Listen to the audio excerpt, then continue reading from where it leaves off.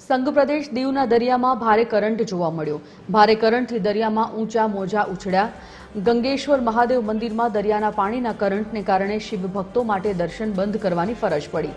મહત્વનું છે કે અરબી સમુદ્ર કિનારે આવેલા ગંગેશ્વર મહાદેવના શિવલિંગ પર સમુદ્રોની લહેરો અભિષેક કરે છે। મંદિરના મુખ્ય દ્વાર સુધી પાણીનો કરંટ જોવા મળતા મોટી સંખ્યામાં માનવ મહેરામણ પણ ઉમટી પડ્યું હતું।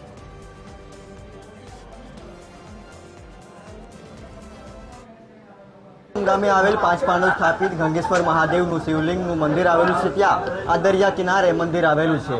ખાસ કરીને ચોમાસાની ઋતુ દરમિયાન દરિયા કિનારે આવેલ મંદિરમાં ભગવાન શિવને સમુદ્ર છે ખુદ પોતે જળાભિષેક કરે છે। ખાસ કરીને ચોમાસાની ઋતુ દરમિયાન અહીંયા દીવના દરિયામાં કરંટ વધુ હોય છે, જેથી કરીને આ શિવલિંગનું મંદિર છે તે પણ દરિયા કિનારે આવેલું હોવાથી અહીંયા દર્શનાર્થીઓ માટે પ્રવેશ ત્યારે બંધ કરવામાં આવ્યો છે। પરંતુ જે રીતે પાણીનો ઓર ધીરે ધીરે ઘટે છે, પાણીનો દર છે ધીરે ધીરે ઘટે, ત્યારબાદ દર્શનાર્થીઓ છે તે ખાસ કરીને ભગવાન શિવના દર્શન કરી શકે છે।